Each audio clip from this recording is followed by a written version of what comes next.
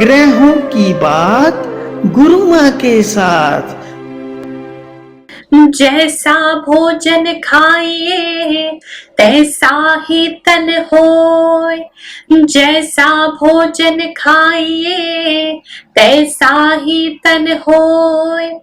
जैसा पानी पीजिए, जैसा पानी पीजिए वैसी वाणी होय। जैसा पानी पीजिए वैसी वाणी होय। कबीरदास जी कहते हैं कि आप जैसा भोजन करोगे वैसा ही आपका तन बनेगा। यह अन्नमय कोश है, हम जो खाते हैं वो हमारे शरीर से जुड़ने लगता है, हमारे शरीर का पोषण ही नहीं करता, हमारे शरीर का एक अंग बनने लगता है। तो इसीलिए हमेशा शुद्ध खाओ, अच्छा खाओ, केवल स्वाद के लिए मत खाओ, इस शरीर को पोषण देने के लिए खाओ। ऐसे ही पानी पियो, शुद्ध पानी पियो, अच्छा पानी पियो। और साथ ही कबीरदास जी इसमें यह भी कहना चाहते हैं कि व्यक्ति को संगति अच्छी करनी चाहिए। जहां गलत संगति हो, गलत खान पान हो, ऐसे स्थानों पर नहीं जाना चाहिए, क्योंकि ऐसे लोगों को देखकर उनके साथ संगति करके आप भी वैसे बनने लगते हैं। और अगर आप वैसे बन जाएंगे तो आपका तन, आपका मन, आपकी वाणी, आपके वचन, ये सारे खराब होने लगेंगे और धीरे धीरे करके वो आपके जीवन में उतरने लगेगा और आपका जीवन भी खराब होने लगेगा। तो इसीलिए अपने जीवन को शुद्ध बनाइए, अच्छा बनाइए, यही आज का ज्ञान है। जय शनिदेव। प्रिय भक्तगणों, मैं आपकी गुरु माँ रुक्मणी स्वागत कर रही हूँ आपका आज के इस राशिफल में। आज 23 नवंबर है 2020 का, सोमवार का दिन है, कार्तिक मास के शुक्ल पक्ष की 9वीं तिथि है। और आज जो राहु काल रहने वाला है वो 8:13 सुबह से 9:31 सुबह तक रहेगा। और जो अभिजीत मुहूर्त है, यानी कि जिसमें आप कोई भी शुभ कार्य कर सकते हैं, वो 11:47 से 12:28 तक रहेगा। और साथ ही आज अक्षय नवमी या आंवला नवमी भी कुछ लोग इसे कहते हैं, वो दिन है जहां अगर हम दान पुण्य करते हैं तो वो अक्षय होकर के, यानी कभी समाप्त ना होने वाला, उस प्रकार से हमें फल देता रहता है। तो आज के दिन दान पुण्य करना बहुत ही शुभ माना जाता है। आज के दिन माना जाता है कि सतयुग की प्रारंभ हुआ था, यानी सतयुग का जो पहला दिन था वो कार्तिक मास के शुक्ल पक्ष की जो 9वीं तिथि थी वो था, इसलिए सतयुग का प्रारंभ भी इसे कहा जाता है।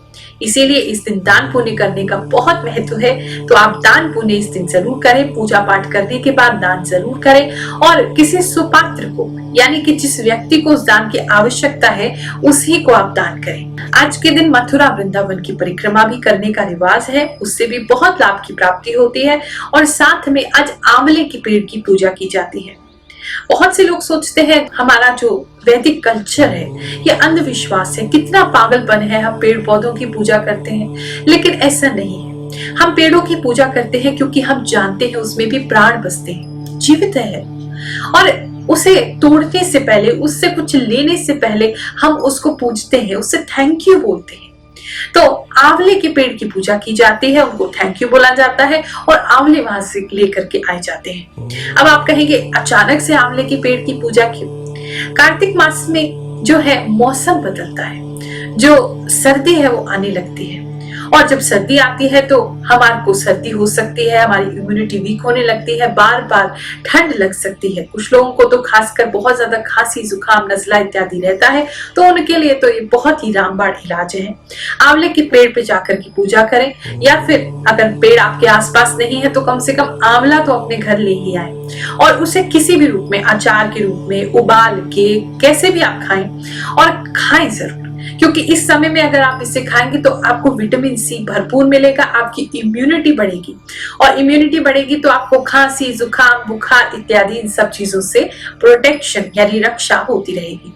तो ये सारी चीजें बिल्कुल भी मिथ नहीं है, बेकार नहीं है। बहुत सोच समझ के हमारे जो पूर्वज थे उन्होंने एक एक क्रम से सारी चीजों को बिठाया है कि आज इस त्योहार को मनाना चाहिए, आज ये करना चाहिए। त्योहार के रूप में इसलिए बता दिया आपको ताकि याद रहे, लेकिन समस्या ये है कि जो उसका मेन जो पार्ट है, जो एसेंस है, वो हम भूल गए। हम केवल ऊपरी चीजों को करने में लग गए। जिस प्रकार से मैंने कहानी सुनी है एक आदमी बाहर विदेश में रहता था। उसने अपने 2 बेटे उसके जो भारत में रहते थे और वो विदेश में रहता था, तो उसने एक चिट्ठी लिखी और उसमें बताया कि बेटा ऐसे ऐसे मैं खुश हूँ, लेकिन अपने जीवन में ये करना चाहता हूँ, तुमसे भी ये चाहता हूँ कि ये काम तुम करो, और साथ में मेरे जाने के बाद ऐसे ऐसे प्रॉपर्टी इत्यादि का बंटवारा कर लेना। अब सारा धन इत्यादि का उसने उसके अंदर लेखा जोखा लिख के वो पत्र लिख करके बेटे को भेज दिया। एक बेटे को जैसे ही मिला, बड़े बेटे को, उसने देखा पिताजी का खत आया है, तो उसने उसको मढ़वा दिया और मढ़वाने के बाद उसकी पूजा आरती इत्यादि शुरू कर दी कि तो पिताजी का खत है तो कितना पूजनीय है, हमारे पिताजी ने इतने समय बाद पहली बार जिंदगी में हमें कुछ लिखा। अब उसके अंदर पिताजी ने क्या लिखा है वो पढ़ने की जहमत वो करते ही नहीं। बड़े से छोटे को वो ट्रेडिशन पास होता है, फिर वो उनके बेटों को पास होता है, फिर वो उनके बेटे को पास होता है, लेकिन किसी को भी पता नहीं चलता कि चिट्ठी में, पत्र में क्या लिखा था। और ना ही कभी उनके पिताजी की इच्छा पूरी हो पाती है और ना ही कभी उनको प्रॉपर्टी मिल पाती। कहने का अर्थ केवल इतना है कि केवल ट्रेडिशंस में ना फंसे। केवल यही नहीं कि पूजा करनी है तो आप बस नियम निभाने के लिए पूजा कराएं, नियम ना निभाएं, उसे दिल से करें और उसके पीछे के जो मेन जो भाव है उसको समझें, उसका पालन करें। उससे जीवन जो है वो बेहतर होता है, उससे जो जीवन है आपको उसमें आराम मिलेगा। तो बहुत अच्छा मैंने आपको उपाय भी बता दिया आज। आंवले के इस उपाय को अवश्य करिएगा ताकि पूरे सर्दी में आपको किसी तरह की कोई दिक्कत ना हो और आपकी इम्यूनिटी जो है वो बहुत स्ट्रांग हो जाए, आपकी प्रतिरोधक शक्ति जो है शरीर की बढ़ जाए। हमारे शनिपीठ मंदिर पे हम यही कार्य करते हैं कि वास्तव में कैसे हमारा जीवन सुधरे, कैसे जो शास्त्रों में लिखा है, जो हमारे पूर्वज हमारे लिए इतना बड़ा समुद्र छोड़ के गए हैं, खजाना छोड़ के गए हैं, उसका लाभ हम अपने आज के इस कलयुग में, आज के इस जीवन में कैसे उठाएं, यही हम खोजबीन करते हैं, रिसर्च करते हैं, आप लोगों पर प्रयोग करते हैं। गुरुजी का 30 साल से पुराना एक्सपीरियंस है, मेरा 10 साल का एक्सपीरियंस है, उसको मिला करके हम ये देखते हैं कि कैसे हम आपके जीवन में लाभ दे सकते हैं, आपकी परेशानियों से आपको निजात दे सकते हैं।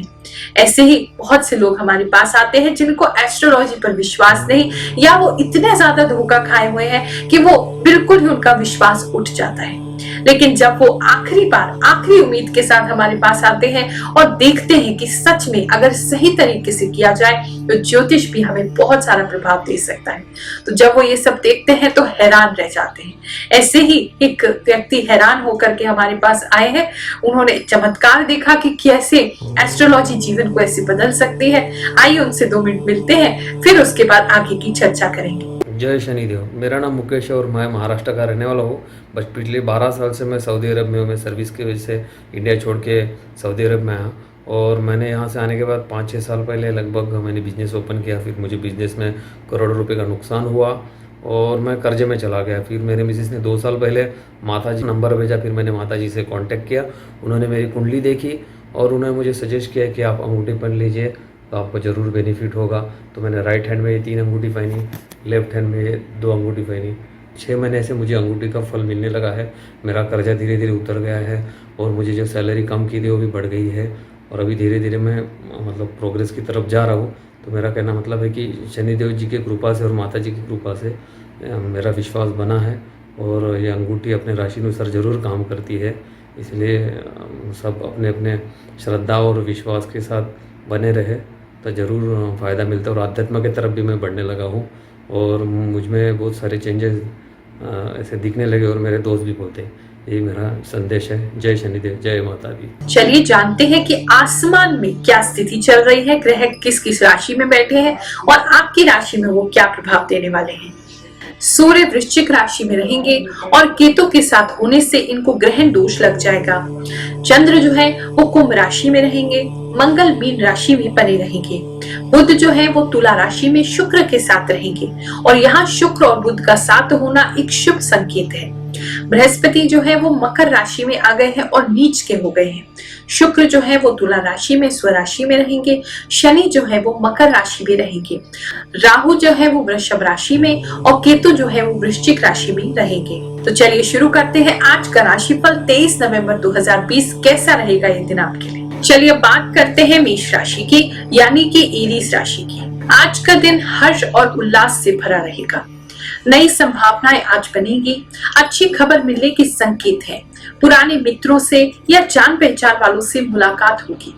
पति पत्नी के मध्य प्रेम बढ़ेगा। रात्रि में पेट संबंधी समस्याएं हो सकती हैं। व्यापार में गति प्राप्त होगी। नौकरी में आज कई सारे कामों को आप अच्छे से संभाल लेंगे। धन सामान्य रहेगा। सावधानी, रात का भोजन हल्का करें।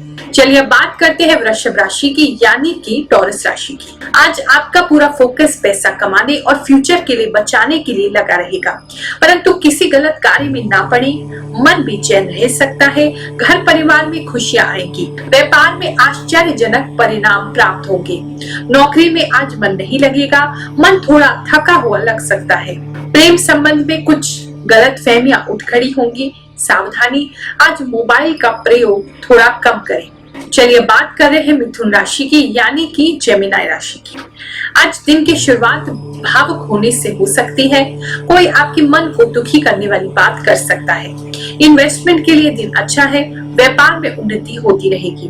तेजी से आगे बढ़ सकते हैं। नौकरी में आज आप लोगों की नजर में आएंगे, जिससे आने वाले समय में आपको लाभ की प्राप्ति होगी। शाम को रिलैक्स करने का समय निकाल पाएंगे। सावधानी, इमोशनल होने से बचें। चलिए बात करते हैं कर्क राशि की यानी कि कैंसर राशि की। आज आपके लिए एक बेहतरीन दिन साबित होगा। मन में आत्मविश्वास, कॉन्फिडेंस बढ़ा चढ़ा रहेगा। अपने साथी के साथ आप आत्मीयता का अनुभव करेंगे। सपनों को नई उड़ान देने का एक अच्छा अवसर मिलेगा। धन में निरंतर वृद्धि होती रहेगी। कार्य क्षेत्र में बहुत अच्छा करेंगे। नाम सम्मान में इजाफा होगा। नए काम करने के लिए आइडियाज या संभावनाएं बन सकती हैं। सावधानी, जल्दबाजी ना करें, सोच समझ के ही निर्णय लें। चलिए बात करते हैं सिंह राशि की यानी कि लियो राशि की। आज बिना बात के विवाद खड़ा हो सकता है। शत्रु आपकी छवि बिगाड़ने का गहरा प्रयास कर सकते हैं। यदि दुकान में काम करते हैं या खुद की दुकान है तो ग्राहकों से संबंध बिगड़ सकते हैं। धन सामान्य रहेगा। मानसिक तनाव बढ़ सकता है। प्रेम संबंधों में तीसरा हस्तक्षेप करने का प्रयास कर सकता है। माता पिता से भी संबंध बिगड़ सकते हैं। सावधानी, आज गुस्से पर नियंत्रण रखें। चलिए बात करते हैं कन्या राशि की यानी कि वर्गो राशि की। आज काफी व्यस्त रहेंगे। काम की बोझ से दबा हुआ महसूस कर सकते हैं। थकान भी महसूस कर सकते हैं, लेकिन आत्मविश्वास भीतर से बना रहेगा। लाइफ पार्टनर का प्रेम आज आपको प्राप्त होगा और साथ ही कुछ अमूल्य क्षण बिता सकते हैं। व्यापार में बरकत होगी। माता या माता तुल्य किसी महिला के आशीर्वाद से धन की प्राप्ति होगी। कलम द्वारा आप लोगों को प्रभावित करेंगे। सावधानी, काम करें पर उसके बारे में ज्यादा विचार ना करें। चलिए बात करते हैं तुला राशि की यानी कि लिब्रा राशि की। आज दिन मिला जुला रहेगा। एक और आपके सम्मान में वृद्धि होगी। लोग आपके गुण गाते नहीं थकेंगे। भाग्य का सितारा आपका साथ देगा, परंतु पैसों को लेकर नुकसान होता हुआ दिखाई दे रहा है। किसी कोर्ट कचहरी या पुलिस थाने की समस्या में भी उलझ सकते हैं, इसलिए संभल कर काम करें। कोई अच्छी खबर प्राप्त हो सकती है। परिवार में भी क्लेश हो सकता है। सावधानी, फूक फूक कर ही कदम उठाएं। चलिए बात करते हैं वृश्चिक राशि की यानी कि स्कॉर्पियो राशि की। आज दिन का निराशा से प्रारंभ हो सकता है, परंतु दिन चढ़ते चढ़ते आपको अच्छी खबरें मिलने लगेंगी। सरकारी नौकरी के लिए प्रयास करने वाले लोगों के लिए एक बहुत अच्छा दिन है। व्यापार में लाभ की प्राप्ति होगी। स्टूडेंट्स नया कोर्स या किताब शुरू कर सकते हैं। इन्वेस्टमेंट के लिए दिन सही है। प्रेम संबंध में आप निराश हो उठेंगे। पति पत्नी के बीच तालमेल अच्छा बैठेगा। सावधानी, पिछली बातों को भूल जाएं, बार बार याद ना करें। चलिए बात करते हैं धनु राशि की यानी कि सैजिटेरियस राशि की। आज आप शरीर से उत्साह और स्फूर्ति का अनुभव करेंगे। यात्रा के योग भी बनेंगे। किसी कार्य से बाहर जाना पड़ सकता है। धन को लेकर आप चिंतित रह सकते हैं। जिनकी शादी नहीं हुई है उनको शादी का कोई नया रिश्ता आ सकता है। प्रेम संबंधों में गहरा आघात पहुंचेगा। पारिवारिक संबंध सामान्य रहेंगे। व्यापारियों को मेहनत करनी होगी। सावधानी, चिंता चिता समान होती है, अधिक चिंता ना करें। चलिए बात करते हैं मकर राशि की यानी कि कैप्रिकॉर्न राशि की। आज उलझन से भरा दिन रहेगा। सोचे हुए काम नहीं बनेंगे। पूर्व के किए हुए कामों में भी नुकसान हो सकता है। धन सामान्य रहेगा। पिता का सहयोग प्राप्त होगा। प्रेमी जोड़ों के लिए दिन अच्छा है। एक दूसरे के साथ एंजॉय करेंगे। पर अपने प्रेम का प्रदर्शन सबके सामने ना करें, नजर लग सकती है। परिवार में आज आपको कठोर और दूसरों को दबाने वाला समझा जाएगा। सावधानी, बेचैन ना हो, सोच विचार कर आने वाली चुनौतियों का सामना करें। चलिए बात करते हैं कुंभ राशि की, यानी कि एक्वेरियस राशि की। आज का दिन कुछ करने के लिए है। आज आपको नियंत्रण अपने हाथ में लेना होगा और अपने जीवन को सही दिशा देनी होगी। धन कमाने के लिए स्वयं ही अवसर ढूंढने होंगे। ऑफिस में सहयोगी आपका साथ देंगे। टीम लीडर के लिए एक अच्छा दिन है। पर्सनल लाइफ में तनाव रहेगा। रात को नींद आने की समस्या हो सकती है। व्यापार में चारों ओर से लोग आपकी ओर खींचे आएंगे। पैसा निवेश करने के लिए दिन बिल्कुल अच्छा नहीं है। सावधानी, आलस से बचें। चलिए बात करते हैं मीन राशि की, यानी कि पाइसेस राशि की। आज का दिन नए सपने बुनने का अवसर लाएगा। आपके मन में धन के प्रति, मोह माया के प्रति आकर्षण आ सकता है। दिन के मध्य में ग्रहों की कृपा आपको प्राप्त होगी। आज आप लोगों के साथ कठोर और रूखा व्यवहार कर सकते हैं। नौकरी करने वाले लोगों के मन में लालच आ सकता है। व्यापार के लिए दिन अच्छा है। इन्वेस्टमेंट कर सकते हैं। सावधानी, किसी भी शॉर्टकट को ना अपनाएं। अगर आपने हमारा चैनल सब्सक्राइब नहीं किया है तो अभी इसे सब्सक्राइब कर लीजिए और अपने मित्रों रिश्तेदारों में से शेयर जरूर करिए, ताकि शीघ्र ही बहुत सारे लोगों को पता चल जाए कि नया चैनल ही राशिफल का हमारा शुरू हुआ है। तो ये था 23 नवंबर 2020 का आपका राशिफल। कल फिर से मुलाकात करेंगे 24 नवंबर राशिफल के साथ। तब तक के लिए मुझे आज्ञा दीजिए। आप सभी को आशीर्वाद देती हूँ। जीवन में अच्छे रहें, स्वस्थ रहें, मस्त रहें। जय शनिदेव। हमारे द्वारा बनाई गई और वीडियोस को यहाँ पर क्लिक करके आप देखते रहें।